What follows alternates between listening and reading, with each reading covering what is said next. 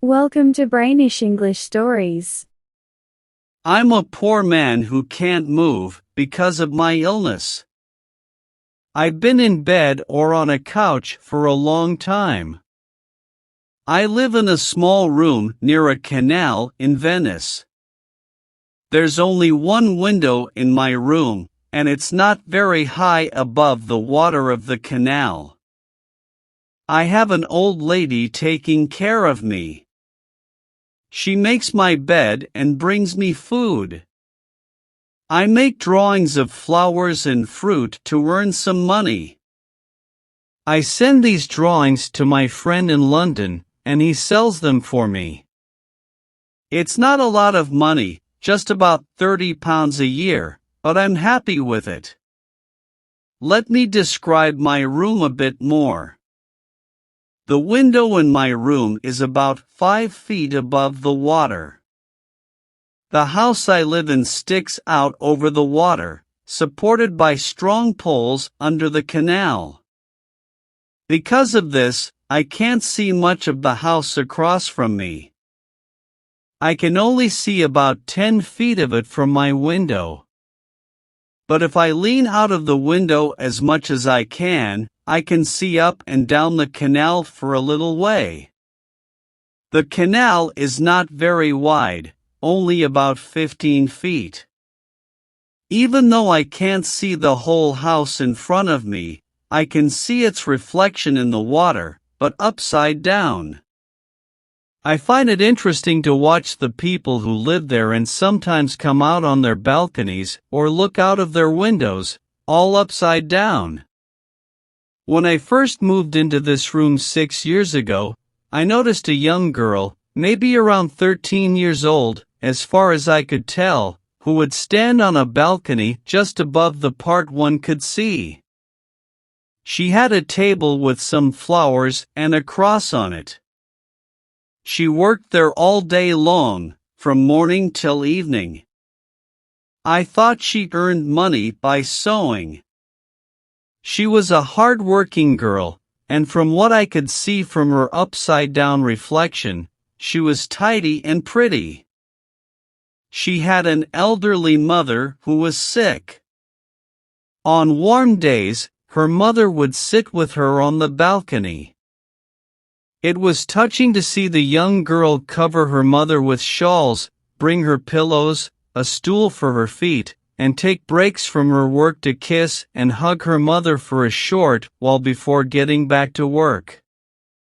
As time passed, the young girl on the balcony grew older. She started as a girl of around 16 or 17 years old.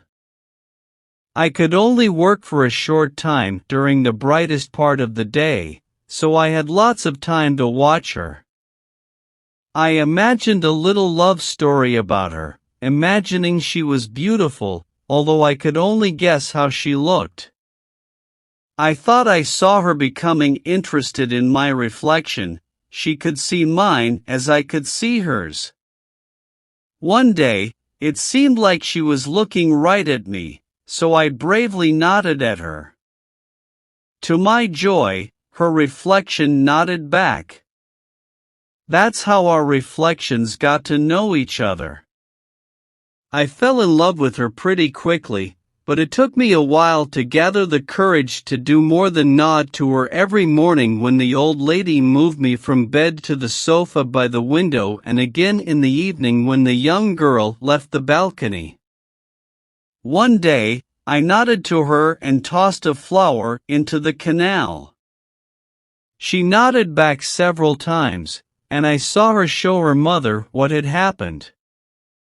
From then on, I threw a flower in the water every morning for good morning and another in the evening for good night.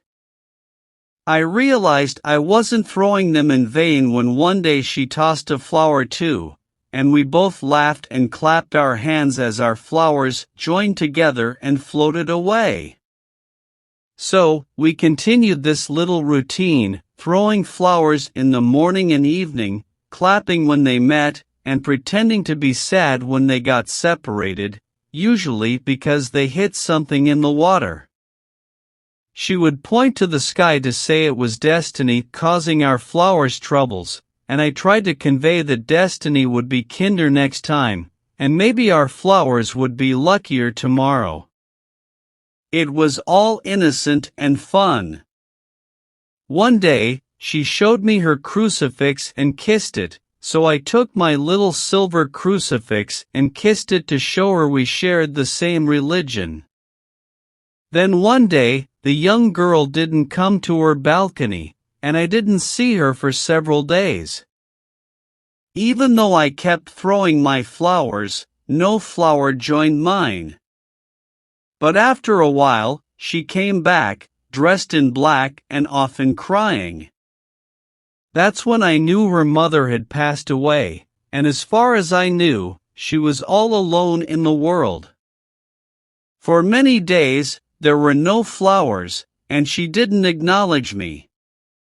She just kept working, wiping her eyes with her handkerchief from time to time. Across from her was her mother's chair, and I could see that now and then, she would put her work down and gaze at it, and tears would fill her eyes. But eventually, she nodded at me again, and our flower exchange resumed, just like before, with good days and bad days, as our flowers sailed away together. The saddest day for me was when a handsome young man who rode a gondola, I could see him in person, came up to the house and talked to the young girl on her balcony.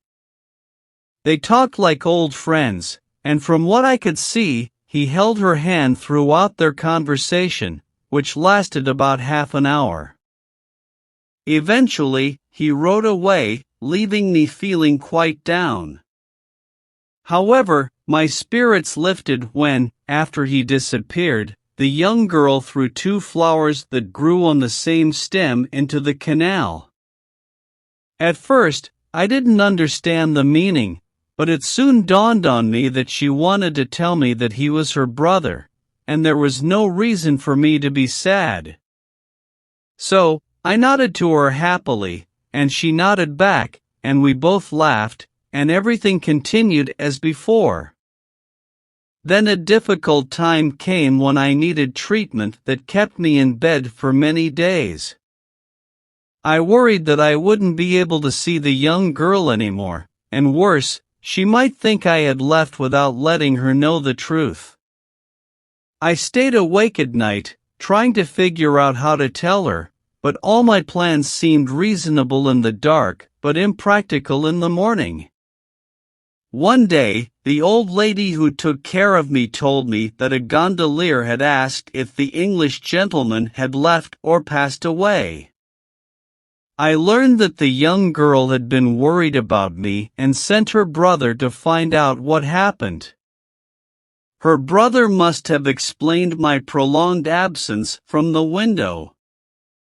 From that day on, every morning, I found a flower on my window ledge, within easy reach from a boat.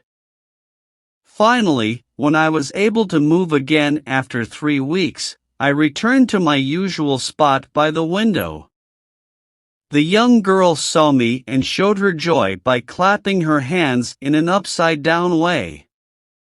When the gondolier passed by my window, I beckoned to him, and he rode over.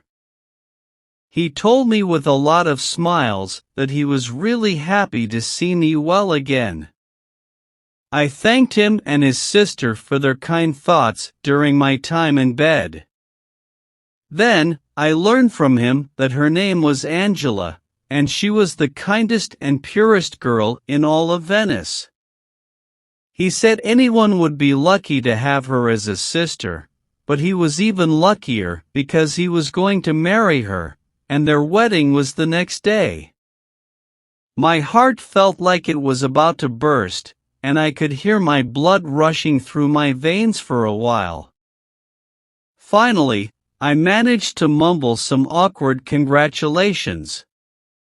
The gondolier left, singing happily, but not before asking if they could bring his bride to visit me the next day after their church wedding.